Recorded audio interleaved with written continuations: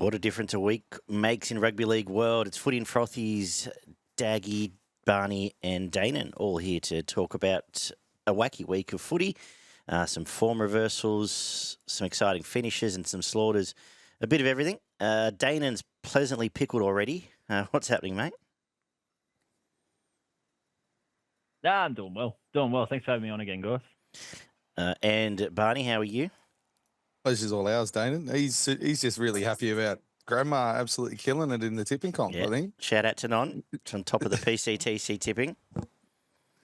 And yeah, talk about form reversals. What a week that was. That was ridiculous. Some of the teams played absolutely out of their skins, and other ones obviously look like they can't play the game of rugby league. So, or want to be playing the game of rugby league in a couple of teams. That's probably more of it, yeah. But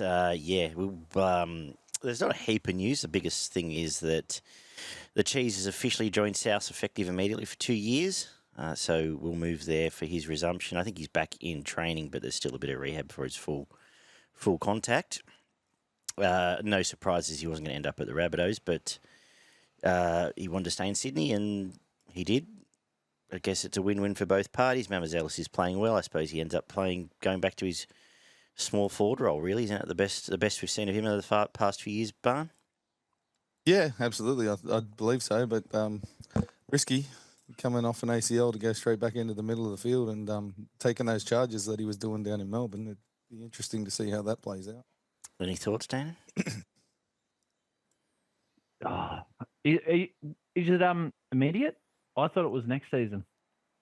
Let me just look. It is next. Sorry, it is next season. You're right. It is next season. There's a chance it might be this year. Who knows? 06 and 07, 2 years. 26 and 27, 2 years. Yeah, Bennett. You'd have to think Bennett's not bought him unless he's got a plan with him. So it will be interesting to see what happens with that one. A fair bit of work fair few bodies to come back for South next year, I suppose, when you throw Murray back in, a few others that are out injured. So they're building towards a half-decent squad. See where Cody Walker ends up in the next 12 or 18 months. But that's about it. We'll talk about the injuries and suspensions when we do our preview. I think we'll save all that for then. Anything else catch your eye? Well, you two would have enjoyed watching that game. Which one? The Parramatta game? Tigers Parramatta. Well, for 20 minutes, it was the worst game of rugby league I've ever seen. But after that, it went quite well. Do you want to start there? Do you want to go chronologically? Let's go back to the Thursday night, eh? Right, I will save Danaan's pain for another few beers' time. We kicked off on Thursday night with the Knights over the Dolphins. Barn, the Dolphins' edges really wanted no part of any of that game. I thought they had Herbie probably had his worst defensive game in first grade, and Averillo was worse. What did you take away from this? That was probably one of the biggest talking points in the game. Ridiculous. Decent exchanges early in the middle, but after about 10 or 15 minutes, the Knights really started to move the ball from one side of the field to the other, and a little bit different last year where the ball seemed to get caught in the middle a little bit, and the ball wasn't as smooth getting out to the edges. The start of this season, it's a definite plan from the Knights to shift from one side of the field to the other, and yeah, they made these centres and halves for the Dolphins make decisions, and they made some poor decisions in defence. Danaan, did you see this? Yeah. As Barn said, the game plan was clearly to just target the centres, and Ponga just ripped them apart. It was outside of that. I thought it was a fairly even game, but they really made the difference. Their defence was absolutely woeful. Tupu on that edge really doesn't help him either. I'd be very surprised if Junior Tupu lasts more than another couple of weeks if he hasn't been dropped already. I don't think I've looked at the team. I think both stocks either on the extended bench or in the team. But he's barely been able to catch a ball. He's bombed about 3 tries in the first 2 games, and his defence is I don't know how you turn yourself inside out defending on the wing, but he's managed to do it a couple of times in the first 2 rounds. You could ask the Parramatta wingers the same question, I suppose. Yeah, I was going to say Sivo was able to do it all the time.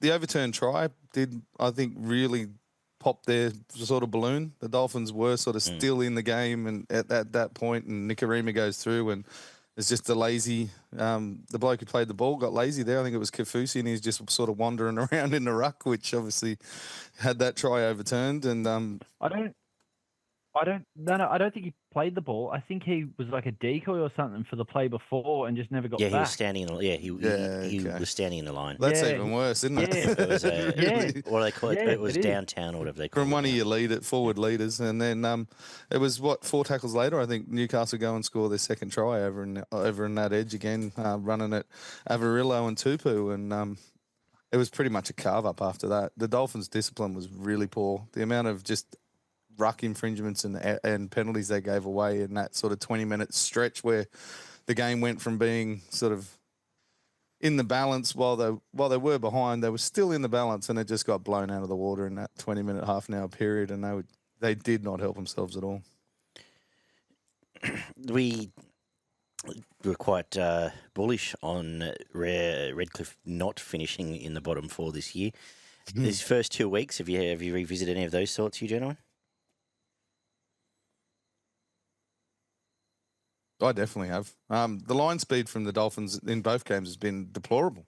They've probably been the slowest leg speed in defence out of anyone that I've seen so far. And they've been setting up Outside of to... Parramatta. I don't know. I reckon they'd even give you a crack at that as well. You'd probably lose that one as well. But they've been setting up... It looks like their middles are set up to push up and then slide, but nobody's sliding. They push up and they sort of jog at a little bit of an angle to the left, and that's about it. And then once the ball gets past the second rowers, there's just so much space out wide for the opposition to attack, and it's just getting turned over way too easily out there. I guess the highlights, positive lights for them. Max Plath continues to work his ass off to try and be everywhere. Mark Nichols had a decent enough return, and I thought Nicarima tried his hardest. Was probably the best player. At least most dangerous-looking player. Most involved, one of the most involved. Was trying his ass off to get into this game. But really, there's not much else we can really talk about here, apart from Daniel Saifidi is very good at carrying on about being hurt every time I see him on the field these days. Dolphins should have lost by more. They probably should have. Newcastle just sort of, I don't know whether their attack just fell apart or if they just really backed off towards the back end of the game, but I thought they could have really put the Dolphins away in this one. I still don't think Newcastle are that good. Well, that's probably. I think they've just come up. Yeah, they've come up against like.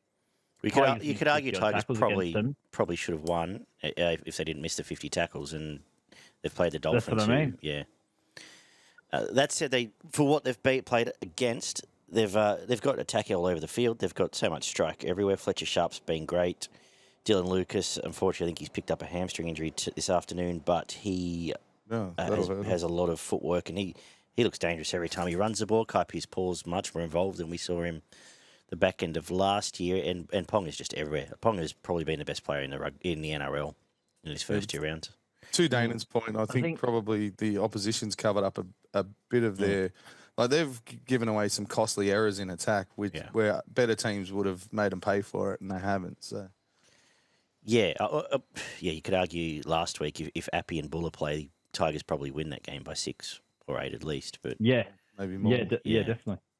With the ball. They probably bombed a couple in this one, or maybe not even bombed, but turned over the possession 40 metres out, and a good team goes down the other end and at least gets a repeat set or scores points against them, and the Dolphins couldn't do that. So, yeah, there's a few teams that I think their fans will probably be getting a bit excited a little bit too early. There might be a few balloons popped in the next few weeks, and Newcastle might be one of those, but we'll see. I can see the other... I really like Fletcher Sharp at 6, but they don't... And I'll extend this point out to talk about Dylan Brown, because you can see where they might head with Dylan Brown. Basically, all Dylan Brown needs to be is another Fletcher Sharp. A better Jack Cogger, I was going to say. Imagine another Fletcher Sharp on the other side of the field. Exactly, and but Ponga just playing in between the two of them. Yeah, you know what I mean? Ponga basically plays first receive anytime they're in attack. Yeah. Fletcher Sharp switches to fullback or plays that sort of through the middle support fullback role, and then you can see where Brown whether it's 6 or 7, he might end up 6. I think he came out since he signed as a number 5'8" anyway. But Yep. he's just there to dig into the line, throw cutout passes, and Basically possibly have a what short Fletcher kicking game. Sharp's doing, on the opposite side of the field. So it could provide big benefits for them down the track. But he's not working at Parramatta at the moment. The only difference is it's about 5 times the amount. Well, exactly right. So and I think what's Fletcher Sharp on? he'll be on much more for his contract. I think 250. I think Yeah. Well, they won't be able to afford him. He's putting his name up in lights, isn't he? I think he's had a fantastic start. The year. What I like is he's the one that'll, as I said, he's very good with that support, but he's great at when they're on the front foot, he'll just push into dummy half and take off, and he's quick enough to beat a marker or two in half broken field stuff. He's done it a few times where he scored off Dylan Lucas last week, and he made it. Did he score this week, or he made a run or a couple? Huge run down the left he side. just went straight. I think he made a run and set up a try. Yeah, and there might have been another one where he made a break and like they support play dropped the ball or something, or they threw it forward or something like that. But I think he's been fantastic. Look, you can't. They're 2 from 2. I suppose you can't pour a lot of cold water on him, but I think if you're a Knights fan, you're happy. Yeah, super happy. Absolutely. I think there might be sort of an opportunity when they come up against a team at a similar level where you might get a price to take them on, and like they could shoot themselves in the foot and get beat a couple of weeks in a row where we do get the truth of where exactly they sit. Well, they're very much like I know. I don't really want to compare them to Brisbane, but defensively, like I said last week, I want to see Brisbane tested in defence and see how they go. And we saw what happened when they got tested in defence. They got torn apart. So I could see a good attacking team really putting some points on Newcastle at the moment. Have we seen many good attacking teams? We've seen lots of points being scored, but I don't think we've yet really seen good attacking teams in so much as bad defensive teams in some of these games. That's probably true as well. Yeah, probably more so a team that'll dominate the middle of the field and be able to then pressure them in their own defensive line. Another team is 2 from 2. Even like a Canberra, you could see really troubling this team if they play the way they have. Oh, Canberra would wipe the floor with them. Okay, yeah. I wouldn't argue if it's all hypothetical stuff. Yeah. Anything else to take away from this one? Is there anything else that I had here? Not particularly. As you mentioned, I thought Ponga again was absolutely brilliant with setting up all their attacking shape, and he deserves a 3 points for the Daggy M's, I would imagine. Lucas again. I think this is the same as we gave out last week, to be honest. Ponga, Lucas, Dylan Sharp. Lucas 2 points, and I had toss up between Best or Sharp. I thought Best was maybe even slightly better than he was the first week, but he held onto the ball a few more times than he did last week. That's probably about it. Yeah, I'd probably give it to Fletcher Sharp. I think Fletcher Sharp as well. Yeah, Unless I think you got anything else you caught your eye, Dan? Nah, happy to agree with that. Yeah, sorry, Barn. Cut you off there. Like as Barn said. Yeah, I'll let you finish your point, Barn.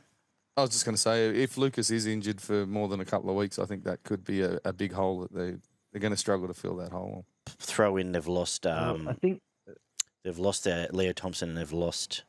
It could be Thompson, Lucas, and who's their lock? Frizzell, all injured this week, I think, as well. Holy shit! Yeah. Okay. So and Kai isn't Kai Pierce-Paul? Sorry, Kai Pierce-Paul. Sorry, yeah.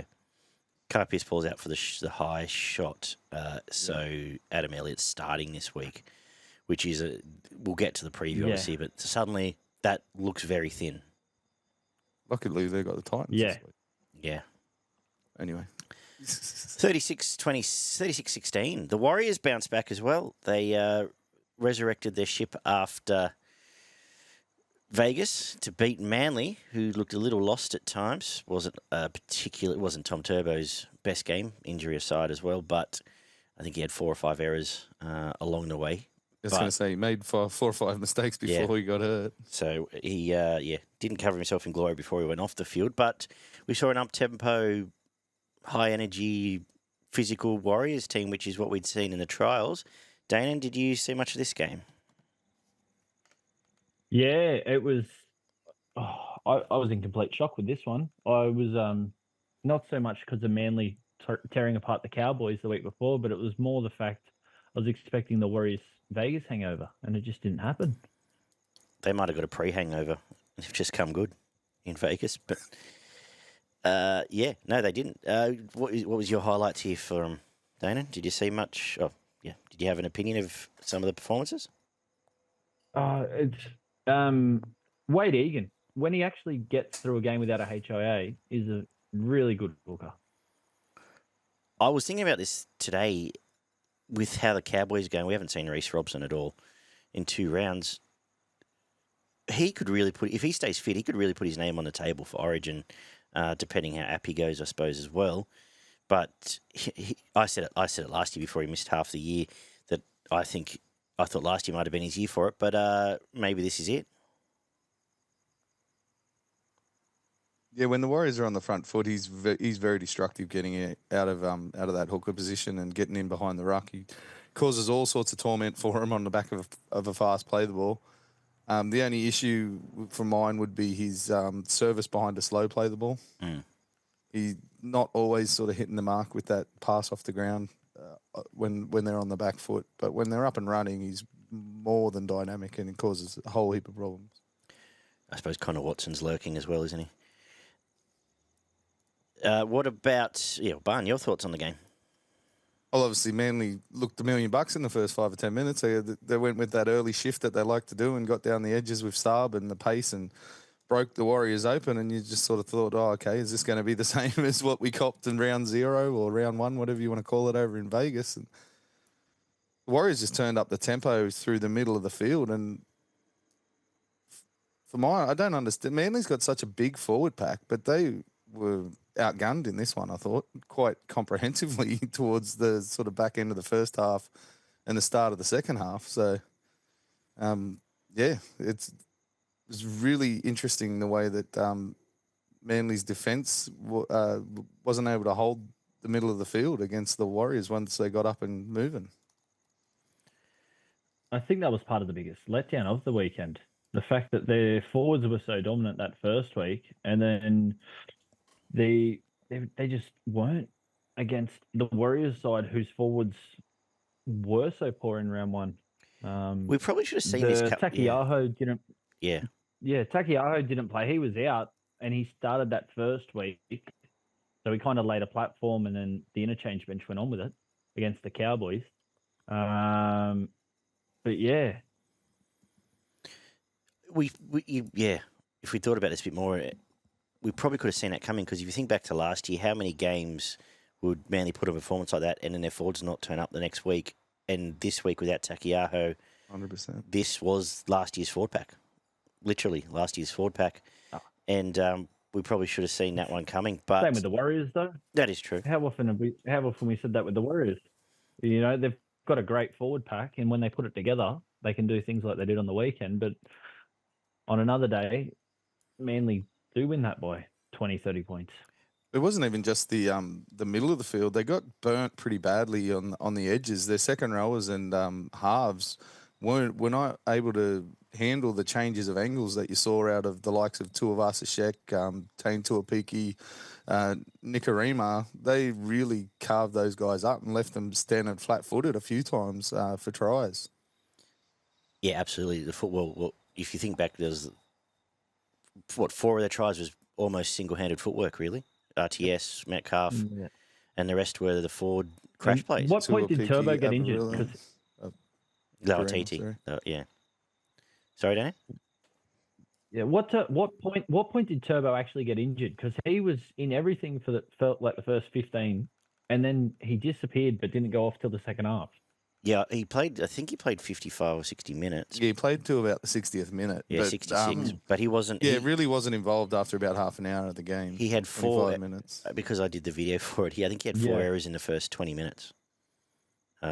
Mostly in attack, like trying to push through the line and push a ball. And horrible passes too, like well behind players or hitting the ground before it got to it anywhere near the mark.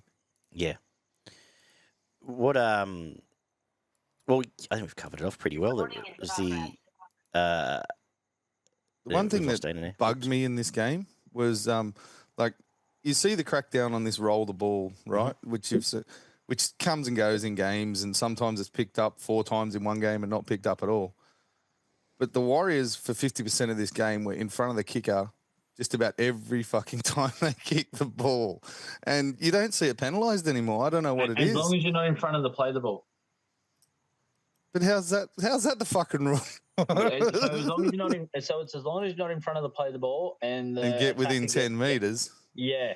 Yeah, no, Is that the actual rule there now? was plenty of times they were getting down there and making the tackle, and they were well offside. I hate that within 10 metre rule. It should just be the attacker should just get the first 10 metres for free. If the chasers are offside, they need to stay at 10 metres away at least. Yeah, which is what it is pretty much all the way up until the NRL. But there's plenty of times here where players were pressuring like bombs and stuff, and they were well offside. And that's it. You didn't see it penalised at all. Yeah. There's so much that annoys me. There's so much that they get away with so many accidental offsides these days as well. Like where it's just blatant and it's just I know it's exactly the same thing inside the 10, but it's. And it wasn't just this game. Obviously, once I picked it up in this one, I saw it plenty of times over the weekend. What was the other one that had? Yeah, there was 4 just or 5 roll balls. The touchies do nothing. I think it was the Dolphins. Pretty much.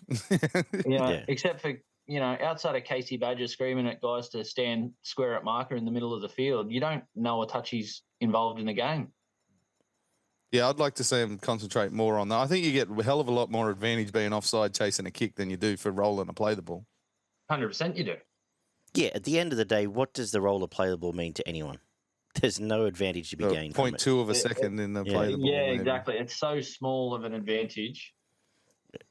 Well, in a couple of occasions, I think it was the Dolphins did it. I think they did 4 times in the first first 20 minutes or so. Yeah. Marshall King was twice in the game. Yeah, and I think Kafusi did it when they had just got the ball back, and there was another one. But like it has no bearing on the game. But you're 100% right. Being inside the 10 or in front of the kicker has a lot of bearing on the game, especially if you're Jason Saab or someone. If you're pressuring blokes who are dropping bombs or getting down there making the tackle 10 metres out from the opposition's try line, like that's massive. I don't mind the way that they've brought it in this year with the roll ball. To be fair, as long as you're making an attempt, they're letting it go. So no, I'm not saying don't crack down on that as well, but I'm saying if there's something that you want that actually affects the game more than anything else, I think it's probably that. Yeah, being offside off the kick. Yeah, definitely. I think you just tack on back to this game. I think you've just got to tack on 12 points to Warriors when they play at home. They just seem to be so much more physical, so much up for all the contests when they're at home. And the defence is much more desperate as well. So, they probably save a try and score 1 or 2. So, just, when you look at your form heading into a round, I think that's the only time you treat it that way as a 12-point advantage. You're saying that, but I still won't tip them. Fair enough. And I wouldn't argue with you. But at some point, you're going to have to tip some of these teams that don't look like winning a game. Yeah, well, it looks like everyone's going to beat everyone every other week, so... You mentioned RTS. You mentioned some of the footwork. Which of the Warriors players specifically caught your eye, Barn? Oh, well, Danaan's already mentioned the man I thought was the player of the match, and that was Wade Egan. Yeah, I think so. I thought he set up so much of their attack on the front foot, getting him into position, and then really off the back of quick play the balls, able to just damage and tear the middle apart, and then they were able to, obviously benefit from that down the back end. Metcalf had a fantastic game. He was his kicking game was so much better than it was over in Vegas.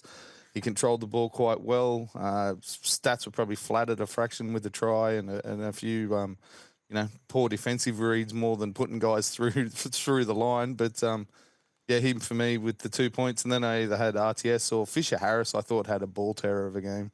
First game back at home with the Warriors. I thought he was absolutely tremendous for that forward pack. But, him or RTS for the 1 point.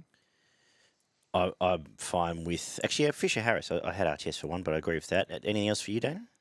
No, well, I had those the same too. Egan, as I said, I thought was the standout with Metcalf having a great game as well. And then, there was a... You could probably pick 5 Warriors before you thought about the first Manly player. And what do we do with Manly next week, Barn? Interesting. I'm pretty sure DCE plays. So they get some sort of part way in the game. And they get, I think Takiaho's back. They lose. No, I think the Fords are back next week. And there's probably no better motivation than getting your ass handed to you the week before, is there, to come out and play and put in a bit more effort the following week. So I think they'll be highly I've- competitive in this next match, tipping but yeah. it's tough. You're going to see form swings like this from most teams, I think, throughout the year. They're away to Canberra, I'm pretty sure. So talking, yeah, it's tricky. And we'll chat about it more later, but it's pretty hard to tip them with the cloud hanging over Turbo. Yeah.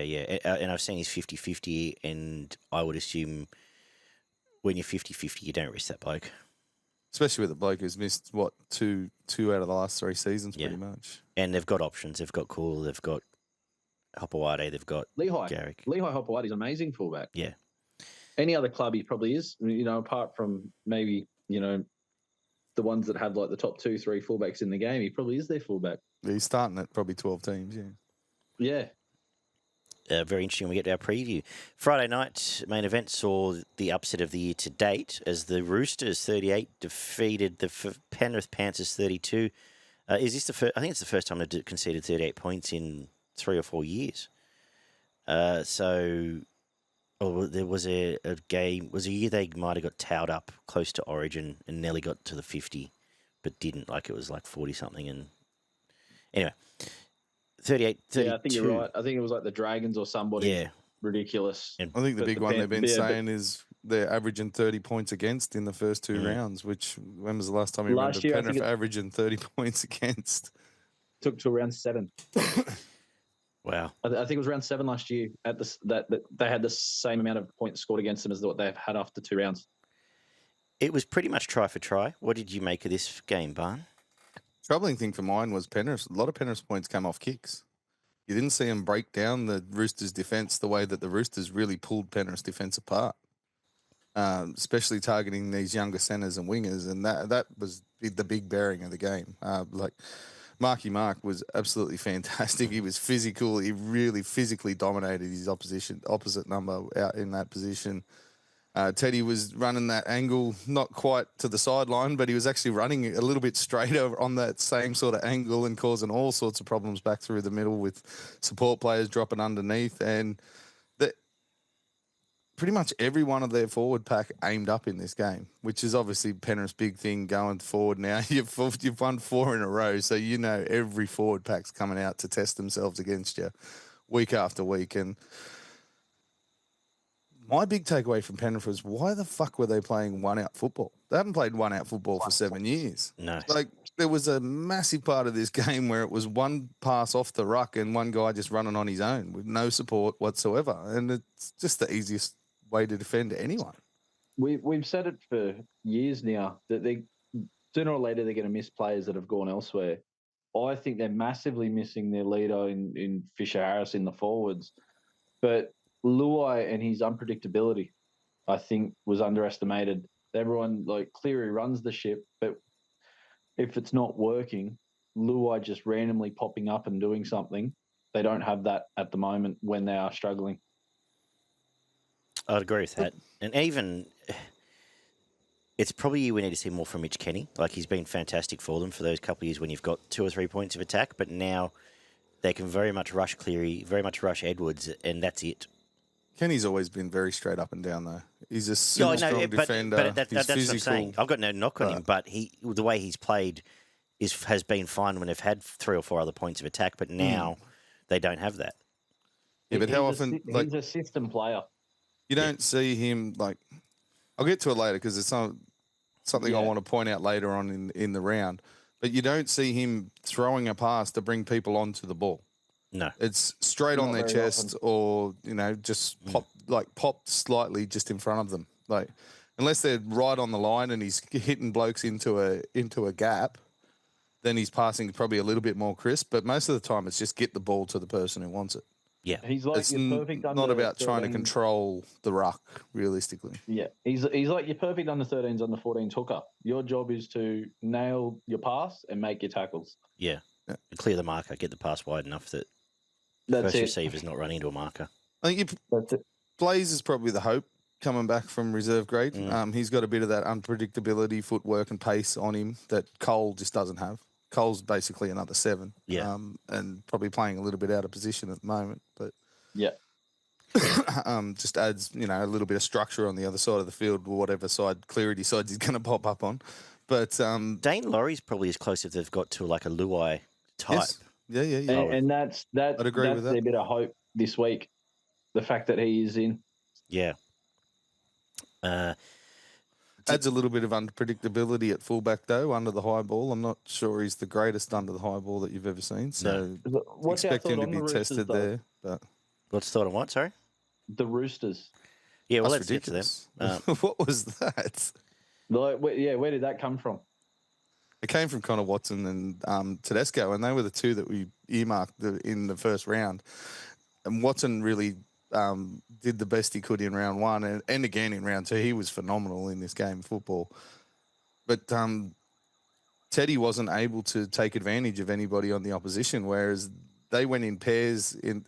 It was Tedesco with a support player, and they went at these young centres and wingers and really turned them inside out.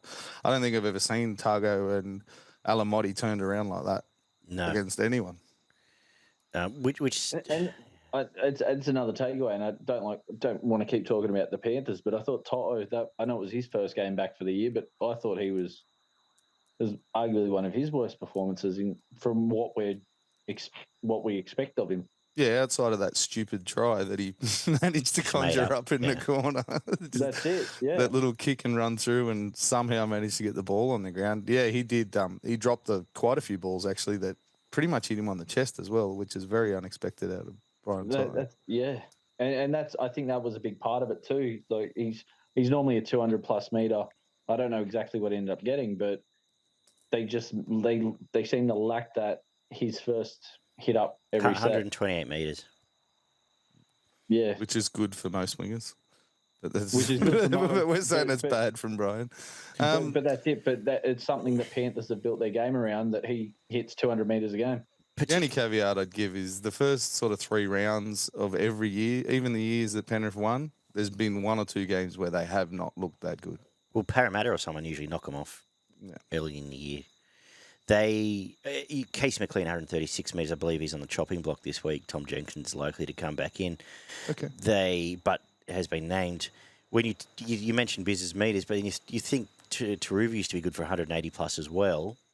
Yeah. All of a sudden, that it takes a spark off Edwards. All of those other 3 have to work a lot harder than what they're used to, and then you put on top of that suddenly your Sorensens and Martins and that could.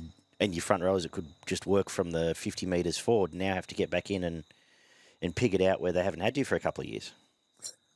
Yeah, definitely. You still do have to remember the last 5 minutes, Penrith could have won this game. Yeah. If it with a bit of luck, they probably do win this game. Yeah. About the way they got opened up in defence and all the rest of that. But they still could have won that in this last 5 minutes. If they still had 13, they don't get that close. Yeah, okay. Chad's kicking game was a big factor in this one, I think. Considering it was probably the best game kicking-wise that he's had for a year and a half, maybe longer. The Sharks. Quite possibly. But, yeah, his long kicking game made a difference in this game. But for mine, it was Connor Watson. He was in absolutely everything. I know he scored 2 tries, which obviously pad your stats out a little bit. But if he's not there, that ball doesn't get to the parts of the field the way that it was. Like, he was really crisp in drawing defenders and getting the ball onto Teddy and Noah Kataze and the Toya and that, and being able to open up advantages against the Penrith defence.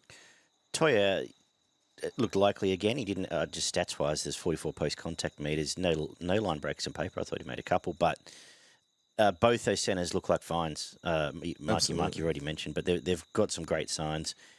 All through that back 5, really. Now they've hopefully got their shit back together, and they get all the cavalry back on board this week as well. So the doom and gloom obviously isn't as bad.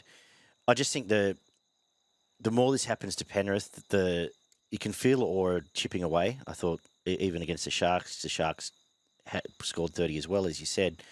They had the sail up coming home. Roosters 26, and they probably should have won that game, realistically. If one of their halves had taken over at the back end of that game, the Sharks probably should have won that one. Yeah, definitely. But, I thought Watson was the man of the match. I had Teddy for 2, and then I had either Cleary or Crichton for the 1.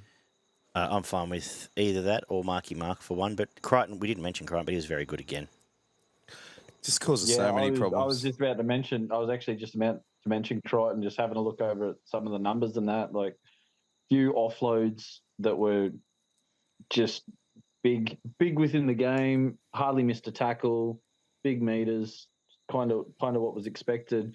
And it was him against Liam Martin, and he dominated Liam Martin in this game. And it was kind of same with the Teddy versus Edwards. It was like sort of that old versus the new within Origin, and the old got over the top. We mentioned in our review last week where I said I was a bit disappointed with Crichton, and he was just running that outline and never really changed his angle back through the middle or didn't bring supports with him, and he did all of that in this game and caused heaps of problems out there. Just on that too, is Liam Martin the hardest tackler in the game at the moment? He'd be right up there. I don't think there'd be many in front of him. Far out. Some of those tackles that he pulls off, and it seems they get harder if Panthers get behind. Yeah, he does. He does get a little bit upset. Even in that Sharks game, he dragged the momentum back a couple of times for him. Oh, he nailed Nakora a couple of times. He nailed Hines. He got Kennedy a couple of times. He's got a lovely technique, and geez, he looks like he hurts. He goes at 1,000,000 miles an hour too. He doesn't just jog in and make a tackle. He's sprinting at you, trying to belt you. Exactly. Rightio, Saturday afternoon. Bunnies 25. Jamie Humphries' field goal in the last 4 minutes iced the Dragons, who gassed out again. In this one, what did you make of it, Danaan? Dragons should have won. They should have won. They should have won by more, but they didn't. Should have won the week before as well. Like they're 0-2 and really should be 2-2. In the games they need to win because it's not about to get easier for them.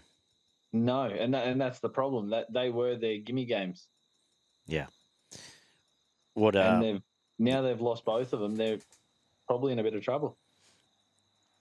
What do you make of this, Barn? Oh yeah, both teams had a crack at the start of the game. I think it was a fair call with the Gray penalty try. I don't know. I saw some people complain about it, but he was definitely held out of it. He gets there first. There's no way that. And that was dumb from Sewer. Like he probably lucky not to go to the bin. Well, it had to be one of the other. And that was my thing on it. I've got no issue with being a penalty try. It needs to be the consistent. That's the line they've set now. But it can only be one or the other. So it's either he goes to the bin or it's a penalty try. But that's what I mean. And I think it's probably better for the Dragons that it's a penalty try rather than losing Sewer for 10 minutes. But who knows? 100% it is. But in a game where there's 5 minutes to go and that decides the game, are they going to make the same call?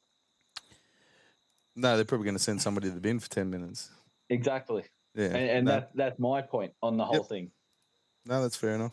And that was pretty dumb. He's getting into, pretty experienced territory now, and someone that's been in and around the Origin scene. For him to do that, like, all he has to do is just let him. He's going to score the try anyway. Just let it happen and continue on. But I can give him the benefit of the doubt there. It was a spur of the moment thing. Might have yeah. True. Because he was half down as well. It's not like he was standing up. It's not like one of those ones where someone's put a kick through and you just tackled a bloke. Yeah. Yeah. So I can kind of give him the benefit of it. Like, it's still a penalty try, but you got to remember these things happen in pretty quick motion. Split seconds. Yeah, absolutely. And that's what I mean. I can give him the benefit of the doubt as in why he done it. I'm happy it was a penalty try. It deserves to be a penalty try. I think if it's a penalty try, the bloke should still go to the bin for 10, to be honest. I don't know why one needs to cancel the other one out. In today's game, as you said, it's almost better to give a penalty try than to be 10, like down for 12 for 10 minutes. Imagine if it was both, you wouldn't see it happen again. But anyway. Yeah, exactly. Kept going back and forth for about 20 minutes, but the Dragons did seem the stronger team for a large chunk of this game. I don't know. When they get it right, like, they just score points. It looks so fluent and easy for them to be able to create that extra man on the edges, and they score. When they get it right, it's been all on the back of Gutherson. Oh, it's Gutherson. And he should probably be playing closer to 7 than what he is on that sweep play for 1, to be honest, because what they're getting out of their 7 and 6 at the moment is, not fantastic, which he lacks the kicking game. The coach did make mention of, but Yeah, but you see Drinkwater kick from fullback and Latrell and anyway. Yeah. That's a whole another story. But Dragons took over like 10 or 15 minutes before and after half time, and they really owned the game there for half an hour. And to only be ahead by 12 points at the back end of that sort of 30 minutes of dominance, they really should have probably been ahead by more. They There was blew some a good couple scramble. of opportunities. Yeah, like Tuipulotu dropped a couple, or was bummed in a touch on one. There's some good scramble from the Bunnies, you got to say. Oh, to mate, save them, their but- effort has been amazing. Like from what they've put out in the first 2 rounds, and just every player to a man has been turning up like play after play, and that's what's got them. They're 2-0.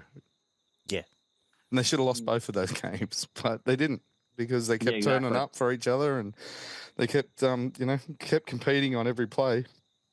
The best thing that the Dragons did was cut Val Holmes out, because he was absolutely potatoing it up on that left edge there for a massive part of this game. I don't think I saw him have a good touch all game. He's not kicking goals. He's obviously, his confidence has gone out the window. I don't know if there's something going on in his personal life, if it's his professional life at footy, if he's off the coach. I don't know what it is, but he used to be an 85, 90% goal kicker. And he's kicking at 50% at the moment. He's throwing passes behind people, over the top of people, into touch, dropping the ball like every third time he gets past the thing. He is really, really down on what he was doing at the Cowboys last year. I'd agree with that. And then there wasn't tremendous output from Sully either. It was more and Gutho just started using him as a decoy and running the play behind him and just cutting him out completely. And they managed to get a try over in that left edge. But when push came to shove, like, it comes down to that last play, the field goal. There was one person that chased that ball. Yeah. The thing got thrown on the ground, had to get picked up, given to Humphreys, who had all the time in the world to just take a little pirouette, sit there, set himself, take the left foot and just slot it down the middle. And the only bloke that was chasing was the marker. They didn't even move up off the 10-metre line. Like, they jogged 2 or 3 metres up and stood there and watched him kick the field goal that won the game. Yeah, it's just pretty crazy. Like, if you watch that in isolation, it just looks like no one saw that. Like, no one saw it coming. It's like they're getting beaten by 30 and they're like, oh, fucking kick the field goal. Who cares? Yeah. Like, what does it matter? I don't know what. And to your point, I think it was the last 15, 20 minutes, they just had nothing left. Is that The weird thing about that last 15, that's when Cook come back on for Little. Yeah, Little's looked far superior both weeks, I've thought. He has. Now, does that have a little bit to do with Little did fade at the back end of this one, but and that's what I was going to say. Is Little there to? Is he able to play the full 80? If he starts, I think they're missing a trick having Cook off the field. I don't think there's any reason for Cook to be off the field. Cook did come back on for Sully in the centres. He ended up playing centre. I can understand if you want to give him 10 or 15 minutes off the field, but he should be out there for an hour. And if he's not at dummy half, he should be playing 13. So, he's going to defend as good as any of them forwards that they've got. So that's what I mean. When Cook, I'm just actually thinking, like, because I remember Cook coming back on, but he might have actually just gone straight to the centre. He might not have taken Little off. So did that potentially have a I'm trying to remember now, buddy, that long ago. Did that have a thing to do with it, the fact that Cook was out in the centres? Possibly. Quite possibly, because that's where Souths had their joy. Yeah. They really targeted those centres and back rowers and were able to. That's like, you go back and have a look at those tries. A couple of those were really soft tries that South scored. Yeah. They were just blokes missing tackles or being out of position, and like, they shouldn't have been scored at NRL level. This just in, guys. Dane Laurie won't play for Penrith tomorrow. Tom Jenkins has been named at fullback. Oh, wow. Okay. Blaze is still in the squad. Right. which means those that are stressing about Casey McLean, you don't need to stress anymore, I would say, at least for this week. I'd be stressing even more because I reckon Talangi probably plays fullback and Jenkins knocks Casey out of the team. But The interesting thing is Talangi played centre in reserve grade on the weekend. And because they had Talau and the other guy played in the halves. I think that whole thing's hilarious. He's gone to. I think play I outside just of think Cleary. he's got there and they've just gone. This isn't what we signed up for. Yeah, it's the highlights aren't as good as what the real package, like the real deal is, or something. He's only 19. In fairness, it's not the coming end off of the world, it was a shoulder injury or something. Yeah, He's coming off shoulder a pretty injury. long-term injury as well. So Well, he had the same injury that Cleary and Edwards had. All three of them had the same surgery in the off season. yeah, but wasn't his done later? No, a week or two. Yeah. But anyway, Souths are getting by on there's two guys that they don't get mentioned every week, and it's Kulamatagi and Arrow. The amount of work those two guys are doing in the middle of the field, and they are controlling what happens with Souths in the middle of the field. Kepi, sorry, he absolutely deserves a mention this week. He had Kepi's been good. The best game I think I've ever seen Sean 40 Kepi play tackles in this one, Yeah. and Got he the was try that got him aggressive. level. He was bumping blokes off when he was running the ball. He was super good, Kepi, but their forward pack has been sneaky good this year, Souths. It's been a Wayne Bennett forward pack. Yeah. My biggest thing is I think Jai Gray's been that good. That, I know Mitchell's amazing, but I don't know how you drop Jai Gray. 311. He plays centre at Origin, so that's the point. 311 run meters too. Yeah, stupid. Stupid. He was my man in the match. I thought he was absolutely amazing for him.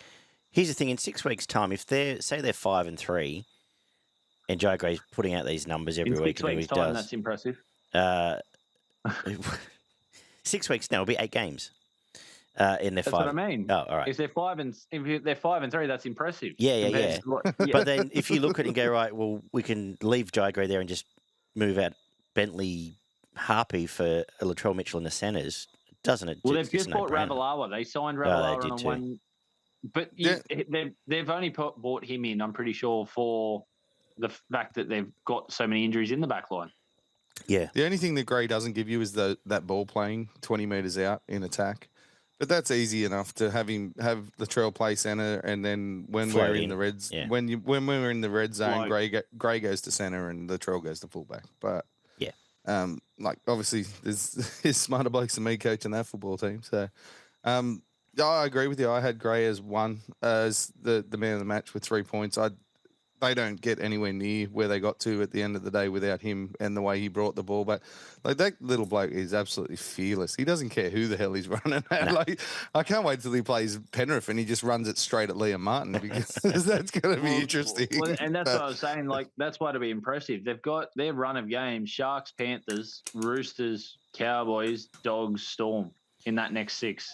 Yeah. They could not win a they're game in the next 6. Yeah, if they're 5-3, holy dooly, they'll be. Yeah, I had him with the 3. I wanted to give Gutho 2, but you probably have to give Humphreys the 2 because he iced the game at the back end. I think Dragons should have won, and I think it's fair enough to give Gutho 2. Okay, so we'll go Gutho 2, Humphreys 1. I know they got the he got the field goal, but I had Kepi above him. Yeah. Okay. It's your show, but His kicking you said, game has been so probably important for Kepi's South, though. What's one of the big things apart from Latrell not being involved that Souths have needed? Yeah, kicking and game. it's been that long kicking game, and his long kicking game was dominant again over. Yeah, a bloke that's not that bad at it. Like Flanagan and Ilias are meant to be some of the better kickers in the game, and he wiped the floor with both of them. Yeah, definitely. What do we do? What's the go with Shane Flanagan?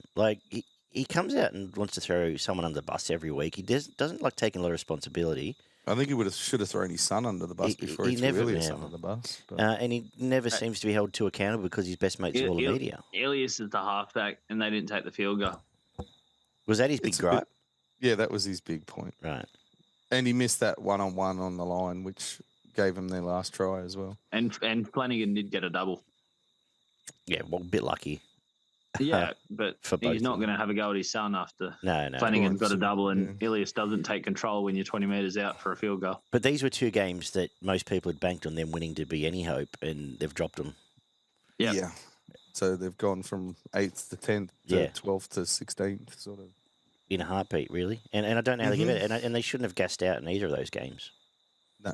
Well, that's one thing that he's I think always that's had, one of the is biggest fitness worry. in his teams. I think the gassing out's the biggest worry, isn't it? Yeah. And we'll see how this week goes because we're now 3 games in. But if Val doesn't, if Val plays a half decent game, they probably score 2 or 3 more tries. Well, they in this scored game. more. They scored more tries.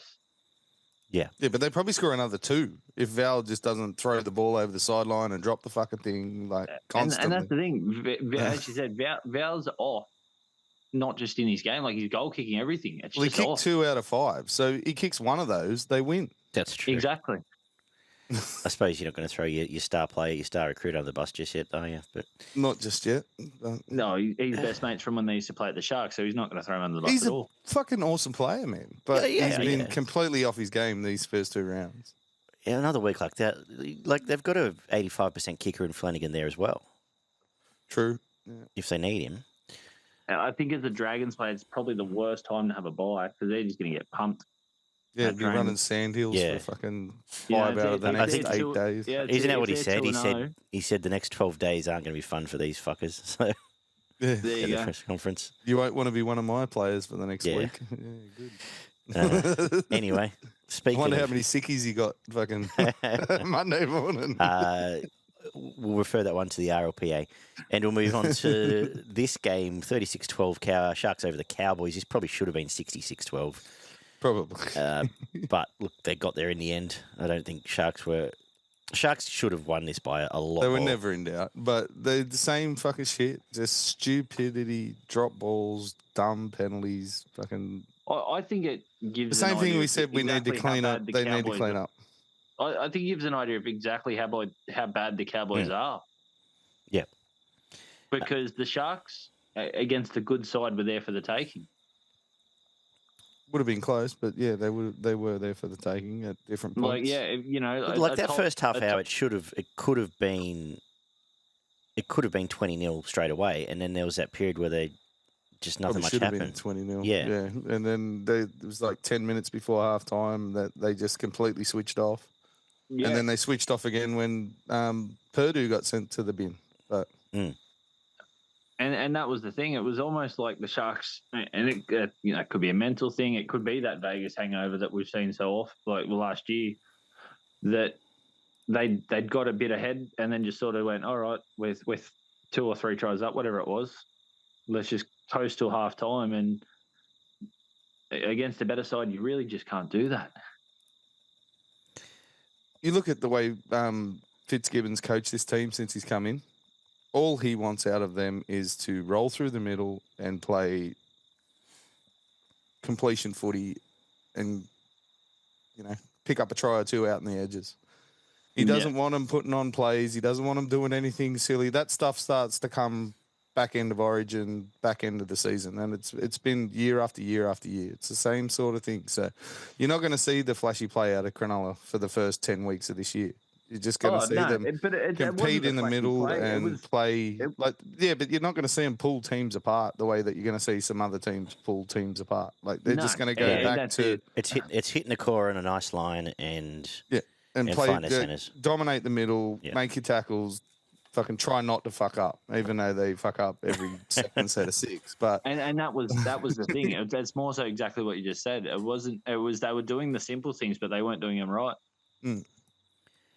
yeah, it's ridiculous how many times they just drop the ball cold, like with nobody around them, with no pressure and the stuff that they do. But they kept it in control. They were pretty comfortable for most of the game. Mentioned they switched off just before halftime, and when the Cowboys went down to 12, but they never looked like there was going to be any issue about the game. Well, that was it. When Purdue got sin bin, they almost went like, all right, we've got 10 minutes here just to take a breather. Yeah, we'll within a just match. do fuck all for 10 minutes. And that was almost just no injuries, simple football type thing. And The most upsetting thing was probably the Drinkwater try, the way that they just completely collapsed in the middle. I know it was only one tackle, and like you can. But that's it. That was against pretty much everything against what Fitzgibbon wants. They just switched off. Yeah, with 5 to go. Well, it wasn't even 5 to go. It was 3 to go. They played their game. They were able to compress the middle with good pressure through the middle, and then just create that extra man on the edges and score tries outside. Anyone who's got money on Ronaldo Mulatalo as top try scorer for the season, cash out now, because old mate glue hands fucking Kyle Ero's just not going to pass him the ball. He just doesn't fucking pass it to him. He goes himself every time, and then if there's an offload, Mulatalo might get it. Like the only time he looked like scoring a try was that sweet play where Kennedy cut Iro out and he scored out in the edge. But in Iro, saying that might cash out and chuck it on your other winger. Yeah, Iro was probably close to the best fucking player on the field. Like he was busting tackles at will, running over the top of people, looking like. But I would really like to see him draw and pass occasionally. Yeah, definitely. But he's a talent. Yeah. Sharks constantly won the forward battle. The Cowboys forward pack is probably close to the worst in the comp at the moment. I don't know what's going on up there. With the likes of, you've got Cotter.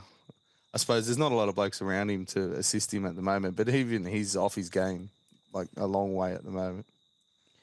Yeah, and and I mentioned Reece Robson as well. Like he's a shadow of his former self when you got no forward pack does. Now they're a small team. They're a small, like Purdue's tiny. Yep. Duffy's tiny. He's not playing this week. Clifford's a bigger body, and Bateman's not a big forward. Cotter's not a big forward. Yeah, Bateman. McLean's 5 years past his best. Mm-hmm. But Bateman probably saved 2 tries as well. There was twice where they stripped that edge and he managed to shut the play down.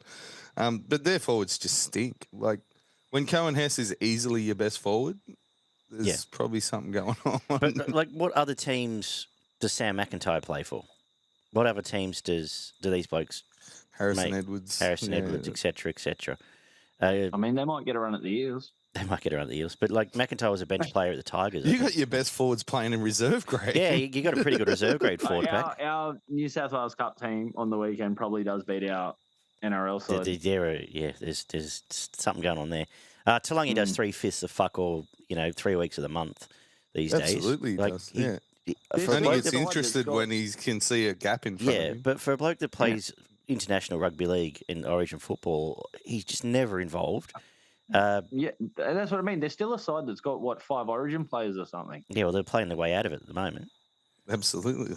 Obviously, Cotter will still get picked. Obviously, well, Dearden will get picked. Dearden will be there or maybe. thereabouts. He might be 14. He might be 14 exactly. 14. He'll be in the squad. Maybe not. Well, going to have Ponga and Walsh and. Well, we'll get to that other fullback soon. That's a good question. Yeah. Like I think if a coach is to lose their job this year, Payton's got to be $1.80. Oh, he's favourite at the moment. Yeah. By a long way. But by a long way, because you'd think Flanagan's got some. He's still got another year, you would imagine. Yeah, Flanagan's got some job security. Benji. Flanagan's got job security. Will be fine if Tigers. Tigers only have to win 8 games, and Benji's fine. Yeah, and the other Riles two has sides got at least 12 months. Yeah. The other 2 sides with no wins both have first-year coaches. They're not going to get rid of Wolf and Riles aren't going anywhere this year. That's right. So Payton's he's almost 1 foot out the door already. Yeah, their recruitment has not been, or retention, or whatever it is, has not been good in this period. But it's been a period where they have managed to finish 5th and 7th in the last few years. Yeah. It's a very, very Parramatta-ish recruitment, getting rid of some of your best players and then buying leftovers. Yeah, it's like some of these clubs. Obviously, you get a 4 or 5 year cycle of all this stuff, and they just forget about it 3 years in. Mm. You look at they had plenty of opportunities, and they didn't look like they were going to threaten. No, pretty much all night. No, they got a try off a kick for Purdue that bounced off Stone Street's head, and the last couple of minutes. Drinkwater stepped a couple of blokes and pushed off someone who wasn't interested in making a tackle and scored under the post. Like they just did not look like they were going to threaten all night. No. They're a very sad case at the moment, and I wouldn't be Considering going they were scoring 30 points pretty much every game last year. Yeah. So, yeah. See what Clifford brings back, but it's not like he's a miracle worker. We don't know. Just don't look interested, and that's No. the biggest sign that there's something off with the coach or training staff or 100%, somewhere. and doing weird things. Like I said, they spent their pre-season in Melbourne for an extra week or two instead of training up there. There's just always something up with Todd Payton. I don't know. I actually gave Blake Brayley 3 points in this game. Yeah, okay. And for anyone that wants to argue with me, all I would say is go on back and have a look at the highlights reel. And just about every try that the Cronulla scored, the pass was crisp, it was fast, and it was flat out in front of the halves. And it made them run onto the ball, and it cut two defenders out, and it put them in half a gap as they were receiving the ball. So they've already skipped 2.5 players running into a gap with players in support on the outside. Plus, he makes 40-odd tackles as one of the smallest hookers in the game. Got bumped off a couple of times, but never really got completely beaten in the middle of the field. But his service out of the dummy half is probably, I would say, he set has up the one of best. the tries, didn't he? Yeah, in the core, he put Nakora over with a short cutout to score over the line. But if you go back and have a look at just about every time that Cronulla put the ball down over the try line, he was throwing a cutout pass that went about 15, 20 metres out in front of the half who had to run onto the ball and was running into a gap when he received the ball. And that kind of service is like, I haven't seen that kind of service out of anybody else this year. That's what. Yeah, no. You're right on that. I'm not going to argue with him. We're going elsewhere. Oh, mate, Kennedy had a decent game. Kennedy had a good game. Stone Street had a good game. Iro had a good game. But I had Iro for 2, obviously a try-scoring double. I think he made 12 tackle breaks and 3 or 4 line breaks and 2 tries. And then Kennedy also was out of position a couple of times, which put me off him a little bit. He did put the try saver on Talangi over in the corner, but he only managed to drag his foot out. It's not like he physically bundled him into the touch. Old mate's foot just sort of trod on the line. But, Kennedy was good. And, it was either Hines and Nakora for mine for the one. Actually, Nakora had another good game. I'm okay with that as well. Yeah, Nakora? Dana? Mm-hmm. Yeah? yeah, mate. All right, let's get to the other upset of the round. The Rabbitohs beat the, we were told the premiership-winning Raiders. Raiders 32, the 2025 Premiers Broncos couldn't hold on to this one after last week. Machine. But the Green Machine were big, physical, fast and strong. Danaan, you see this one? Maybe that's why you called them Souths, because it was the Green Machine with the red head just leading the way. Exactly. I was just about to say, Horsburgh's incredible. And I don't care what the stats say, man. He was the best fucking forward on the. Well, obviously, he was right up there with Payne Haas. Him and Payne Haas were the 2 best forwards easily on the field. I was going to say he played for Queensland a couple of years ago. If he can do this for another 7 or 8 weeks, he'll be right in line again this year. He's obviously got a point to prove with whatever happened with Ricky, and he's thought, stuff it. I'm gonna knuckle down instead of leaving, and he's been amazing, absolutely amazing. Yeah, because at one point it was a done deal with the Tigers. Yeah, just about. Yeah, it was like 1 week turnaround. It was reported that it was reported he was going. So I don't know what it was that changed his mind, but he has been. I know Haas has been amazing, but you expect that from Haas, But his offloads have gone to another level. Moment, the most improved player in the competition. He had an interview on the weekend. And he basically said, "I'm off the piss, and I actually give a fuck." And I've lost 20 kilos or whatever. So it might have a little bit to do with it, but fucking he is an angry man, and he's a better player when he's an angry man. He just bumps people off, takes them for a ride with him. Like, I think he only had 14 hit-ups or something, but every one of them was a big impact, like dragging players with him, fast play of the balls, getting up in people's faces. Most of his And his tackles defence were though as well. It's aggressive. not just the attacking side. Yeah. The defence has been amazing too. He doesn't just make tackles; he hits blokes, like you were saying before about Liam Martin. Like he leans in and tries to make an impact that you're going to remember and go, maybe I'll run at the bloke next to him next time, and not 100%. Yeah. Right. Yeah, I guess the only negative I guess you could say is they let in a lot of points when they completely shut down Walsh. Yeah. They still let in a fair bit, and it is only early in the season, and that's the other part to it. It is early in the season; they need to continue it. But it has always been an issue with Canberra. Like they will get challenged out wide. They're not the best defensive team when you get out into the centres and the wingers. They're small. Their backs are small and fast. Fucking Sebastian Chris looked like the biggest man in the world on the weekend. Well, Chris might be big, but he was just running over people. And I think that's the best game Popeye I've and ever seen out of Sebastian Chris. Yeah, in this one, like he was just dominating people. I think he's found his when spot. He was running the ball because he's not quite fast enough for fullback. He's not quite flair enough for six, but centre makes sense, and he's super fast second rower and just play him in the centres. Hosking's going to be a big loss moving forward. He broke his hand. Yeah, absolutely. And there is a player drain because someone else. I think I'm missing someone else now as well. But I like Starling playing big minutes. He's always been good, and from a super coach side of things, he's one of those guys that if he played 80, he would be nearly the top hooker in the game. I've been saying it for like 3 years. Like he averages 1.2 points a minute or whatever it is, and he should be playing 60 minutes every week. And well, I think he played 70 in this one.